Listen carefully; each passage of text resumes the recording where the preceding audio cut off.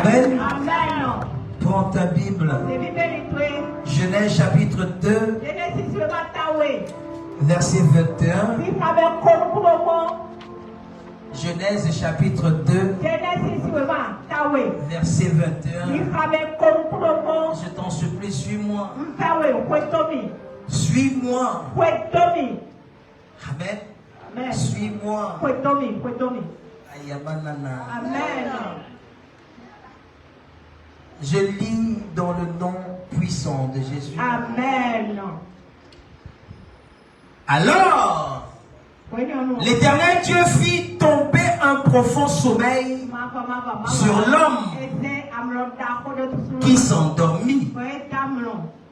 Il prit une de ses côtes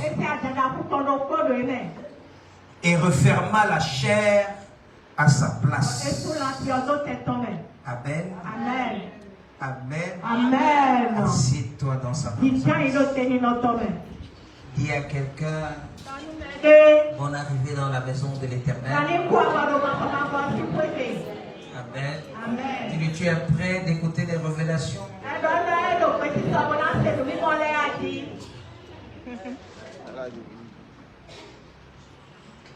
Amen. Amen. Qu'est-ce qu'il a dit?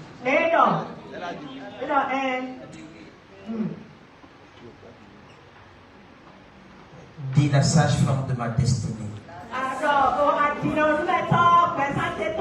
Dis la sage-femme de ma destinée. Amen. Amen. Quand on parle de sage-femme, on pense toujours que c'est les femmes. Il y a ce qu'on appelle les maïoticiens. Les maïoticiens, ce sont les hommes qui font le travail des sages-femmes. Amen. Amen. Donc, être sage-femme, ce n'est pas seulement quelque chose qui est pour les femmes. Amen. Amen. Amen. Amen. Je vais commencer par expliquer qu'est-ce que c'est qu'une sage-femme ou un sage-homme, appelons ça comme ça. C'est un professionnel de la santé qui est spécialisé dans le suivi de la grossesse, de l'accouchement et du postpartum. Amen. Amen. Donc c'est celui-là ou celle-là qui te suit depuis la grossesse, qui te suit pendant l'accouchement et qui peut même te suivre après l'accouchement. Amen. Vous savez qu'en Afrique ici là, on voit souvent les sages-femmes qu'on a en face dans les visites.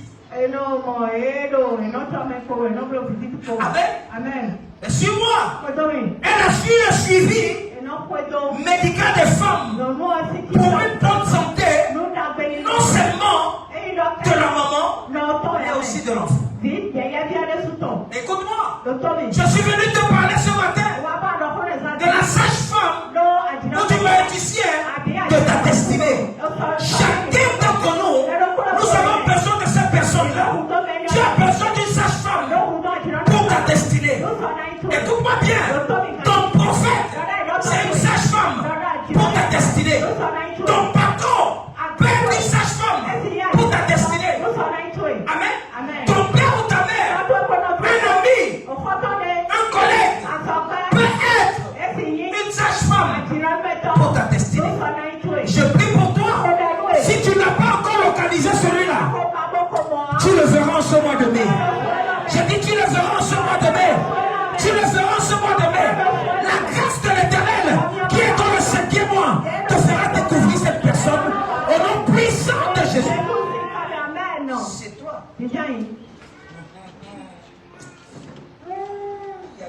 Amen. Suis-moi. Quand tu commences à lire la Bible, dans notre texte de base, la Bible dit, alors l'Éternel Dieu fit tomber un profond sommeil sur l'homme qui s'endormit. Ça veut dire quoi? Il y a eu un problème ici. Lorsque tu commences à lire depuis la création, dans Genèse, chapitre 1, au verset 4, la Bible dit que Dieu vit que la lumière était bonne. Dieu vit que la lumière était bonne. Donc le mot bon ici, c'est le mot Tob. Tob veut dire quelque chose qui est déjà accompli. Qui n'a plus besoin d'être touché. Amen. Donc écoute-moi. Dieu vit que la lumière était bonne. Donc en ce qui concerne la lumière, Dieu n'avait plus besoin de toucher. Dieu a dit que c'était bon. Quand tu lis Genèse chapitre 1 verset 10, la Bible dit que Dieu appelait le secteur et la main des sommets. Et Dieu dit que c'était bon. Quand tu lis Genèse chapitre 1 verset 12, la Bible dit qu'il y avait de la verdure. Mais dans le verset 18, la Bible dit que les lumineux du ciel étaient bons.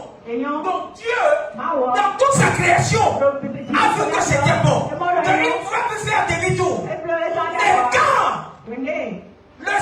le sixième jour, lorsqu'il a créé l'homme, il n'a jamais dit que c'était bon. Parce qu'il a vu que il y a quelque chose qui n'allait pas. Il a vu qu'il y a quelque chose qu'il devait corriger. Il a fait d'abord la création. Il a créé l'homme. Même dans Genèse chapitre 1 verset 26. Regarde ce que la Bible dit. Puis Dieu dit, faisons l'homme à notre image, selon notre ressemblance. On crée dans le règne de l'esprit. Dieu a commencé à regarder comment est-ce qu'il peut créer l'homme. Et la Bible dit, il a choisi de créer l'homme à son image, selon sa ressemblance. Et pour qu'il domine. Donc Dieu est là pour dominer. Dieu a vu que l'homme était incomplet, que l'homme ne pouvait pas tout dominer. Il a dit non, il faudra que je fasse quelque chose pour qu'il domine. Si les poissons de la mer, si les oiseaux du ciel, si les bétails. Je n'avais pas vu la virgule là. Depuis que je prêche, je pensais toujours que c'est sur les bétails de la terre. Donc c'est ce que j'ai compris, que Dieu voulait que l'homme puisse dominer sur toute la terre. Il n'y aura pas des choses qui te seront difficiles. Il n'y aura pas des choses qui te seront difficiles. Je prie pour toi. Tu vas dominer sur cette terre. Tu vas dominer sur cette terre. Je dis tu domines sur cette terre. Au nom puissant de Jésus. C'est tout. Amen. Pour qu'il domine sur la terre. Et sur tous les reptiles qui rampent sur la terre. Dans le verset 27. Amen. Dieu créa l'homme à son image. Il le créa à l'image de Dieu. Il créa l'homme et la femme. Je t'ai dit ici que l'homme, c'était la première personne qui a été enceinte. Dieu a mis la femme dans l'homme. Donc l'homme a porté la femme pendant toute sa vie. Amen. Jusqu'aujourd'hui. Parce que la semence qui fait les enfants, c'est l'homme qui porte ça. La femme ne porte pas ça. Qui comprend quelque chose? Amen. Regarde. Et Dieu a commencé à créer.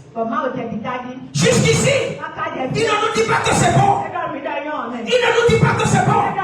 Quand tu vas plus loin, dans Genèse chapitre 2, verset 7, la Bible dit, et maintenant Dieu forma. Il a formé l'homme avec la poussière de la terre. Et il a soufflé dans ses narines. Et l'homme devait un être vivant. Amen.